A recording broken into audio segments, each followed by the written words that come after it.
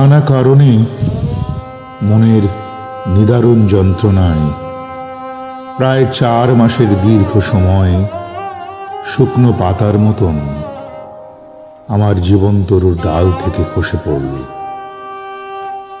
সৃজনশীল হৃদয়ের সবটুকু রস তার উৎস মুখে থিতু হয়ে রইল। সৃষ্টির আনন্দ তার রাগিনীর সুরে ধরা দিল না।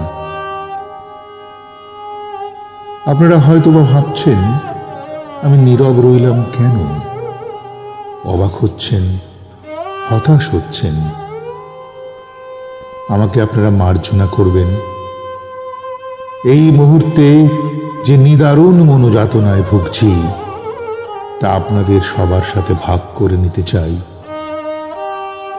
আমার মামা কবি ও লেখক প্রদীপ সেনগুপ্ত হঠাৎ একটি পথ দুর্ঘটনায় মাথায় গুরুতর আঘাত পেয়ে তার স্মৃতিশক্তি হারিয়ে ফেলেছেন। তাকে একটি বেসরকারি হাসপাতালে ভর্তি করা হয়েছে। তিনি অবশ্যই চিকিৎসায় সাড়া দিচ্ছেন।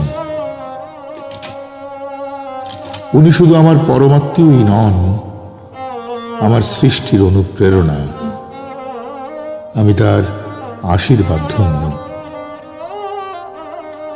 তার বহুমুখী প্রতিভার কত নিদর্শন ছড়িয়ে আছে আমাদের সৃষ্টির ইউটিউব চ্যানেলে, তার সাক্ষী আপনারা সকলে। আসুন আমরা সবাই সমবেতভাবে মঙ্গলময় ঈশ্বরের কাছে তার সত্তর আরোগ্য কামনার জন্য প্রার্থনা করি উনি সুস্থ শরীরে আমাদের মাঝে ফিরে আসুন। ওনার লেখনীতে আবার প্রাণ পাক নতুন সৃষ্টির মুকুল, ছড়িয়ে পড়ুক তার ভুবন মোহিনী সুগন্ধ।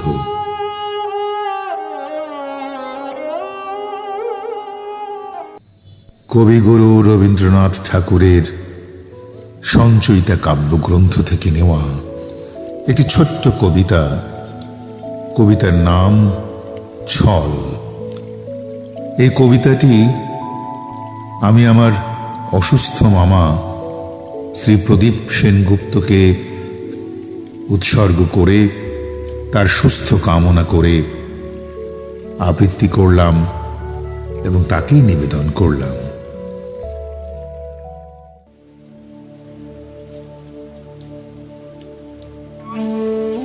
তোমারে পাছে সহজে বুঝি, তাই কি এত লীলার ছল? বাহিরে যবে হাসির ছটা, ভিতরে থাকে আঁখির জল।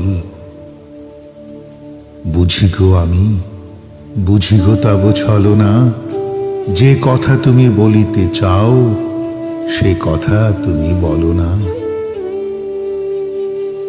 তোমারে পাছে সহজে ধরি, কিছুরই তব কিনারা নাই। 10 দলে টানি গো পাছে, বিরূপ তুমি বিমুখ তাই। বুঝি গো আমি, বুঝি গো তব ছলনা, যে পথে তুমি চলিতে চাও সে পথে তুমি চলো না। সবার চেয়ে অধিক চাহো, তাই কি তুমি ফিরিয়া যাও?